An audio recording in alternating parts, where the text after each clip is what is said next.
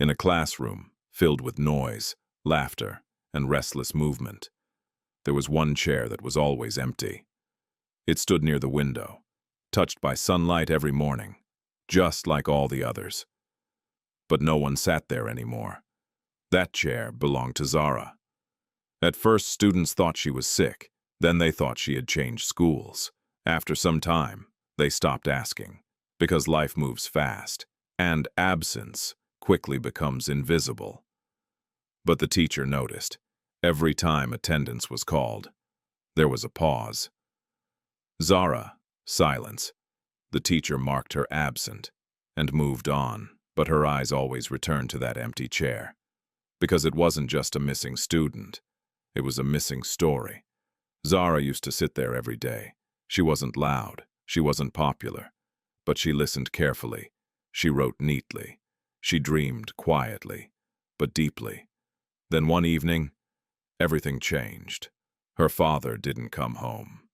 One phone call, one moment, and the world she knew fell apart.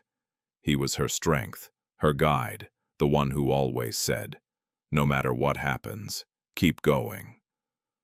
After his death, the house felt empty. The walls felt closer. The nights felt longer. School stopped making sense. What was the point? When life could take everything away in a single moment. Zara stopped waking up early. Her uniform stayed folded. Her school bag gathered dust. Every day she said, "I'll go back tomorrow." But tomorrow never came. Days turned into weeks. Teachers assumed she had dropped out. Some classmates forgot her name.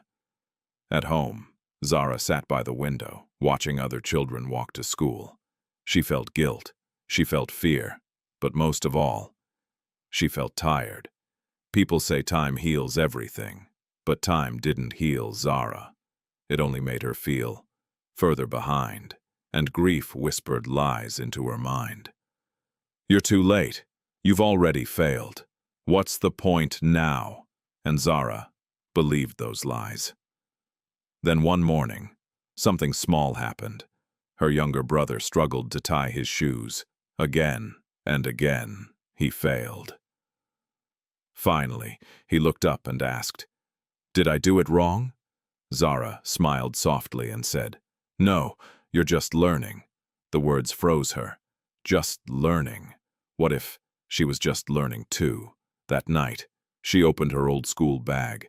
The smell of books and paper returned.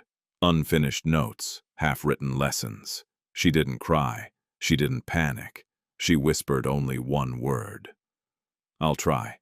The next morning, Zara put on her uniform. It didn't feel the same. She felt older, heavier. Her hands shook as she walked toward the school gate. Every step felt difficult. What if they stare? What if I can't catch up? What if I fail? She stopped at the classroom door, took a deep breath, and stepped inside. The room went quiet. Students turned around. Zara didn't look at them. Her eyes searched for one thing. The chair by the window, her chair. She walked toward it, slowly, and sat down. The wood creaked softly, as if saying, "Welcome back." The teacher smiled. "Welcome back, Zara." No questions, no judgment, just welcome. And for the first time in months, Zara felt like she belonged. The journey back wasn't easy. Lessons had moved on. Homework felt heavier. Some nights, exhaustion returned. But this time, she didn't stop. She stayed after class, asked questions, studied quietly. She carried her pain, not as weakness, but as fuel. There were nights she cried alone. Nights she missed her father deeply. But she remembered why she returned. She wasn't trying to forget her pain. She was trying to honor it. Months later, the final ceremony arrived. The hall was full. Parents waited proudly. Students whispered nervously. Zara sat quietly. She expected nothing. Then the teacher spoke. For dedication, for perseverance, for courage. The room held its breath. Zara. Silence, then applause. Zara stood slowly.